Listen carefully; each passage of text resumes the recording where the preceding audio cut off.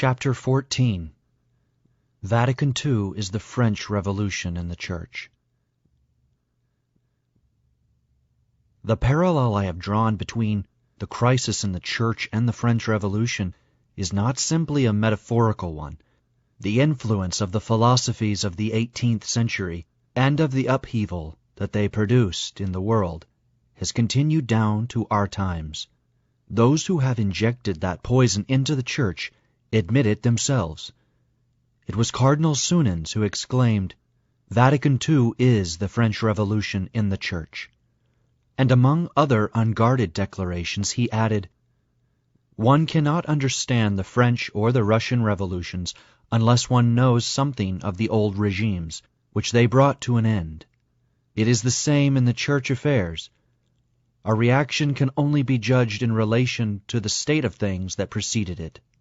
What preceded, and what he considered due for abolition, was that wonderful hierarchical construction culminating in the Pope, the Vicar of Christ on earth. He continued, "The Second Vatican Council marked the end of an epoch. And if we stand back from it a little more, we see it marked the end of a series of epochs, the end of an age." Père Congar, one of the artisans of the reforms, spoke likewise. "The Church has had, peacefully, its October Revolution."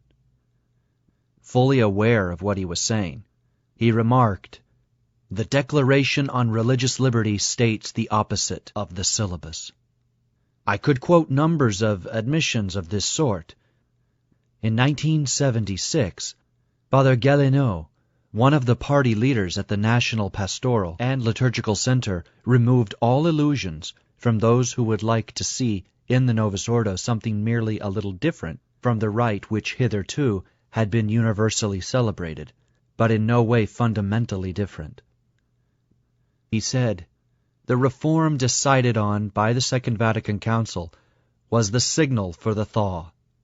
Entire structures have come crashing down.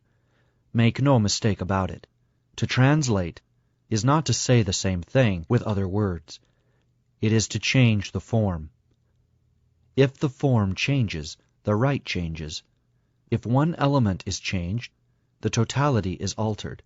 It must be said, without mincing words, the Roman rite we used to know exists no more. It has been destroyed. The Catholic liberals have undoubtedly established a revolutionary situation." Here is what we read in the book written by one of them, Monseigneur Prelot, a senator for the Doubs region of France. "We had struggled for a century and a half to bring our opinions to prevail within the Church, and had not succeeded. Finally there came Vatican II, and we triumphed. From then on, the propositions and principles of liberal Catholicism have been definitively and officially accepted by Holy Church. It is through the influence of this liberal Catholicism that the Revolution has been introduced under the guise of pacifism and universal brotherhood. The errors and false principles of modern man have penetrated the Church and contaminated the clergy thanks to liberal popes themselves, and under cover of Vatican II. It is time to come to the facts. To begin with, I can say that in 1962 I was not opposed to the holding of a General Council. On the contrary, I welcomed it with great hopes. As present proof, here is a letter I sent out in 1963 to the Holy Ghost Fathers, and which has been published in one of my previous books. I wrote, "We may say without hesitation that certain liturgical reforms have been needed, and it is to be hoped that the Council will continue in this direction. I recognized that a renewal was indispensable to bring an end to a certain sclerosis due to a gap which had developed between prayer, confined to places of worship, and the world of action, schools, the professions, and public life.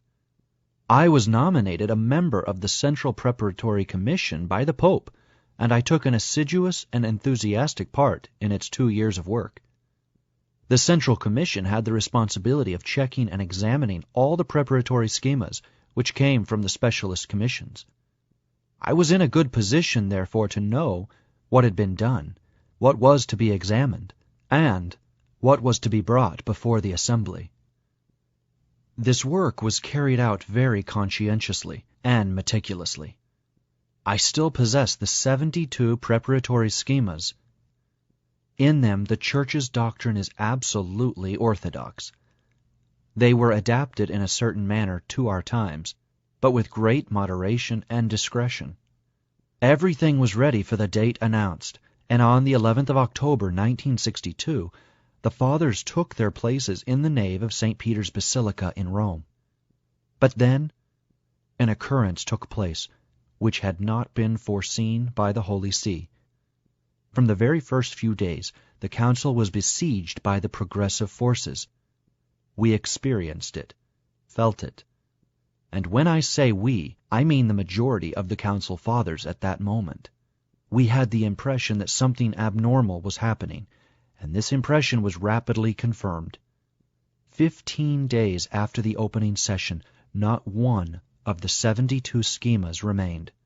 All had been sent back, rejected, thrown into the waste paper basket. This happened in the following way. It had been laid down in the council rules that 2/3 of the votes would be needed to reject a preparatory schema.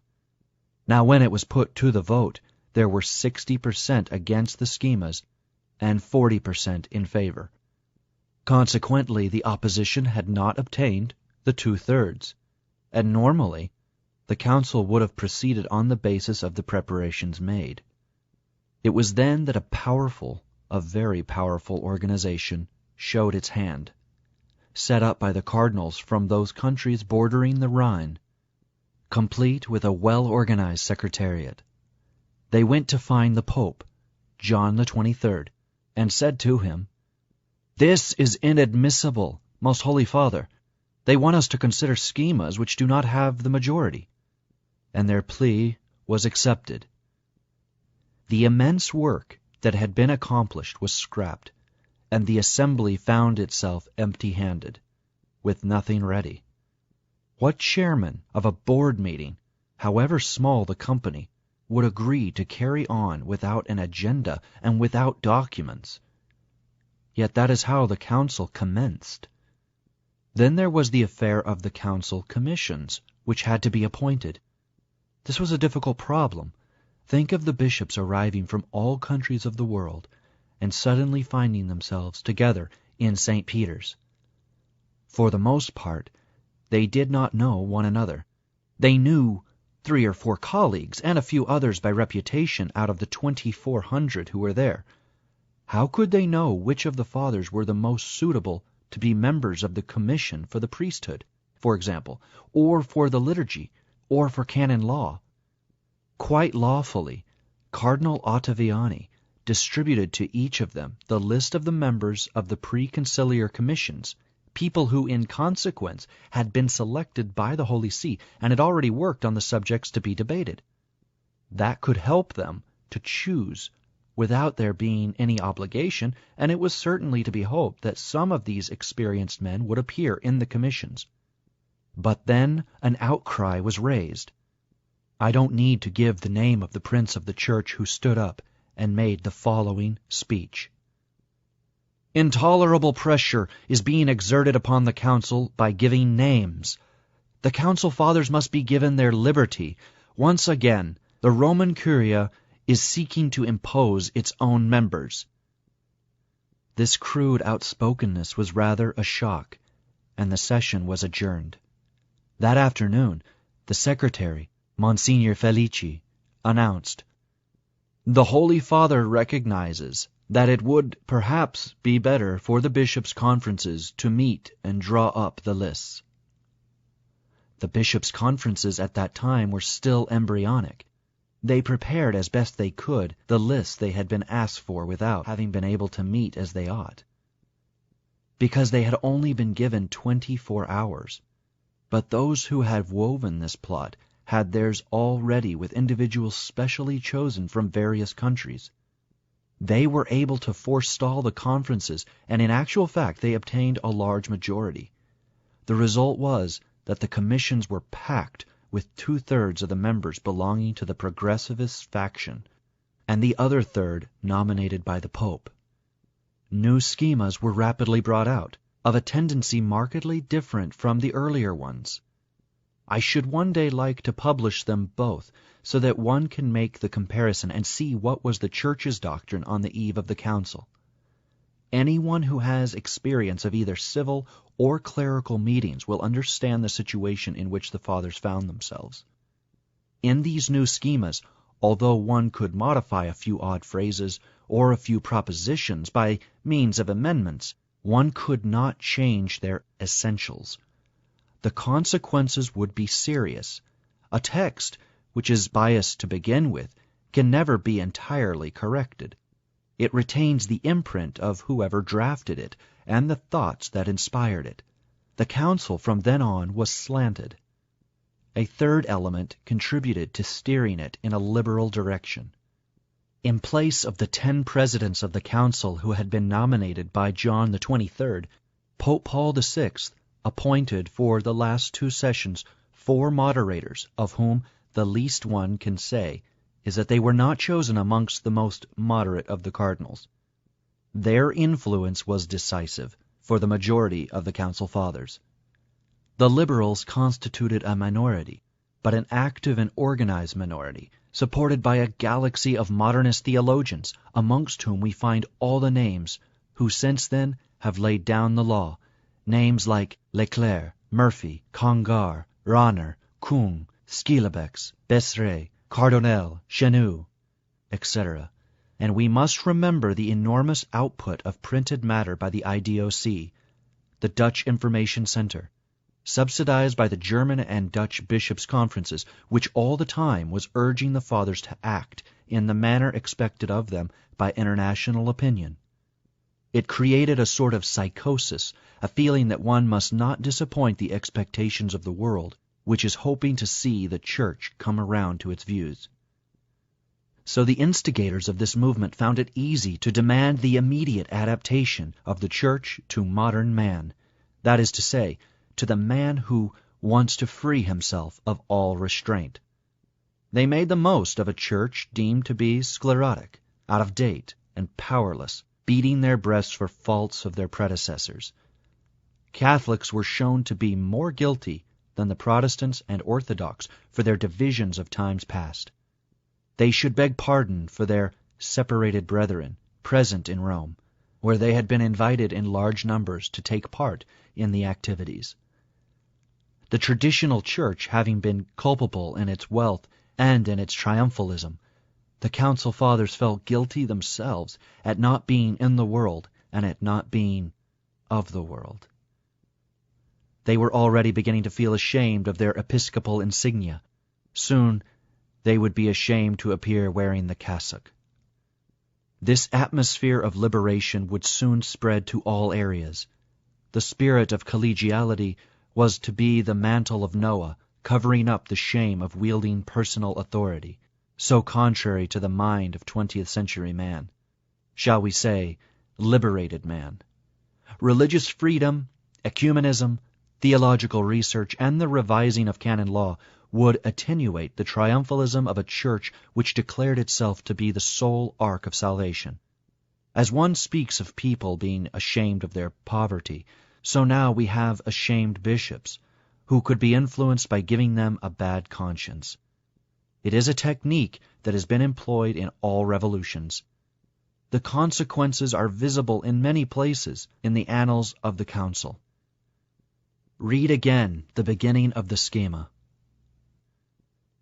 The Church in the modern world. On the changes in the world today. The accelerated movement of history, the new conditions affecting religious life, and the predominance of science and technology. Who can fail to see in these passages an expression of the purest liberalism? We would have had a splendid council by taking Pope Pius XII for our master on the subject. I do not think there is any problem of the modern world and of current affairs that he did not resolve, with all his knowledge, his theology, and his holiness. He gave almost definitive solutions, having truly seen things in the light of faith. But things could not be seen so when they refused to make it a dogmatic council. Vatican II was a pastoral council. John the 23rd said so. Paul VI repeated it. During the course of the sittings, we several times wanted to define a concept, but we were told, "We are not here to define dogma and philosophy. We are here for pastoral purposes." What is liberty? What is human dignity? What is collegiality? We are reduced to analyzing the statements indefinitely in order to know what they mean, and we only come up with approximations because the terms are ambiguous, and this was not through negligence or by chance. Father Skilebex admitted it. He said, "We have used ambiguous terms during the council, and we know how we shall interpret them afterwards." Those people knew what they were doing. All the other councils that have been held during the course of the centuries were dogmatic. All have combated errors. Now God knows what errors there are to be combated in our times. A dogmatic council would have filled a great need. I remember Cardinal Wyszynski telling us, "You must prepare a schema upon communism. If there is a grave error menacing the world today, it is indeed that." If Pius XII believed there was need of an encyclical on communism, it would also be very useful for us, meeting here in plenary assembly, to devote a schema to this question. Communism, the most monstrous error ever to emerge from the mind of Satan, has official access to the Vatican. Its worldwide revolution is particularly helped by the official non-resistance of the Church, and also by the frequent support it finds there, in spite of the desperate warnings of those cardinals who have suffered in several of the eastern countries. The refusal of this pastoral council to condemn it solemnly is enough in itself to cover it with shame before the whole of history. When one thinks of the tens of millions of martyrs, of the Christians and dissidents scientifically depersonalized in psychiatric hospitals, and used as human guinea pigs in experiments, yet the council kept quiet. We obtained the signatures of 450 bishops calling for a declaration against communism. They were left forgotten in a drawer. When the spokesman for Gaudium et Spes replied to our questioning, he told us, "There have been 2 petitions calling for a condemnation of communism." 2? We cried. "There are more than 400 of them." "Really? I know nothing about them."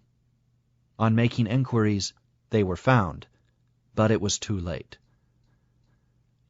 These events I was involved in. It is I who carried the signatures to Monsignor Felici, the council secretary, accompanied by Monsignor de Proenza Sigo, Archbishop of Diamantina, and I am obliged to say there occurred things that are truly inadmissible. I do not say this in order to condemn the council, and I am not unaware that there is here a cause of confusion for a great many Catholics. After all, they think the council was inspired by the Holy Ghost. Not necessarily. A non-dogmatic pastoral council is not a recipe for infallibility. When, at the end of the sessions, we asked Cardinal Felici, "Can you not give us what the theologians call the theological note of the council?" he replied, "We have to distinguish according to the schemas and the chapters those which have already been the subject of dogmatic definitions in the past. As for the declarations which have a novel character, we have to make reservations." Vatican II, therefore, is not a council like others, and that is why we have the right to judge it, with prudence and reserve. I accept in this council and in the reforms all that is in full accordance with tradition. The society I have founded is ample proof. Our seminaries in particular comply with the wishes expressed by the council and with the ratio fundamentalis of the Sacred Congregation for Catholic Education. But it is impossible to maintain it is only the later applications of the Council that are at fault. The rebellion of the clergy, the defiance of pontifical authority, all the excesses in the liturgy and the new theology, and the desertion of the churches, have they nothing to do with the Council, as some have recently asserted? Let us be honest. They are its fruits. In saying this, I realize that I merely increase the worry and perplexity of my readers. But however, among all this tumult, a light has shone forth capable of reducing to naught the attempts of the world to bring Christ's Church to an end. On the 30th of June, 1968, the Holy Father published his Profession of Faith. It is an act which, from the dogmatic point of view, is more important than all the Council. This credo, drawn up by the successor of Peter to affirm the faith of Peter, was an event of quite exceptional solemnity. When the Pope rose to pronounce it, the cardinals rose also, and all the crowd wished to do likewise, but he made them sit down again. He wanted to be alone, as Vicar of Christ, to proclaim his credo, and he did it with the most solemn of words, in the name of the Blessed Trinity, before the holy angels and before all the Church. In consequence, he has made an act which pledges the faith of the Church. We have thereby the consolation and the confidence of feeling that the Holy Ghost has not abandoned us. We can say that the act of faith that sprang from the First Vatican Council has found its other resting point in the profession of faith of Paul VI.